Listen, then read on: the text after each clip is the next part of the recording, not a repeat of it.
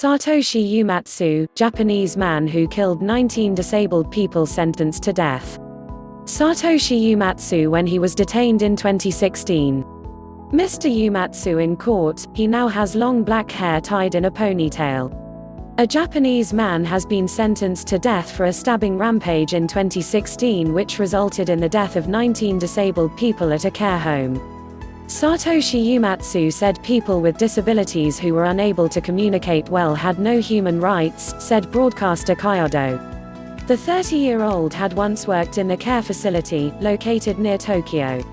The case is one of Japan's worst mass killings and has shocked people in a country where violent crime is rare. In an earlier interview with Japan's Mainichi Shimbun newspaper, Uematsu had said there was no point in living for people with mental disabilities and that he had to do it for the sake of society. The Yokohama District Court on Monday ordered him to death by hanging. Uematsu previously said he did not plan to appeal any verdict or sentence. There is no room for leniency. During the trial earlier this year, the former employee of the Sagamihara care home did not dispute that he stabbed his victims. But his defense team pleaded not guilty, citing the client's mental state.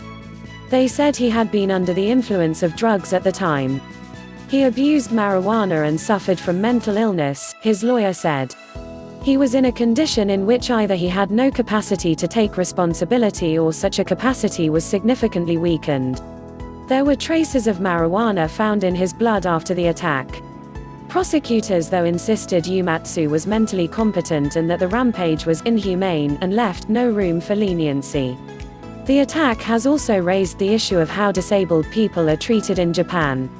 The identities of most of those killed have not been revealed by their families, reportedly because they do not want to reveal they had a disabled relative. Before the start of the court hearing, however, one mother whose 19-year-old daughter was killed in the attack revealed that her first name was Miho. Even the most extreme penalty is light for you, the mother said according to public broadcaster NHK. I will never forgive you. Please bring back my most precious daughter, you're still alive. It's not fair. It's wrong. I demand capital punishment, she added. What happened during the attack? On the 26th of July 2016, Mr. Uematsu drove to the Sukui Yamayuri care facility outside of Tokyo, armed with several knives. He entered one of the buildings by breaking a window and began attacking sleeping residents one by one in their rooms, according to the prosecution. His 19 victims were aged between 19 and 70, according to Japanese news agency Kyodo. Another 25 people were wounded, 20 of them seriously. Soon after the attack, Mr. Uematsu handed himself in at a police station. The facility, set in extensive grounds, had about 150 residents at the time of the attack, according to local officials. 9 staff members were on duty at the time. It later emerged that a few months before the attack Mr. Uematsu had taken a letter to Japan's parliament saying he would kill 470 severely disabled people if authorized. I want Japan to be a country where the disabled can be euthanized, he said.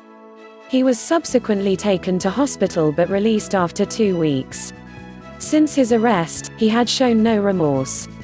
News script from BBC. Please subscribe to my channel. Thanks for watching.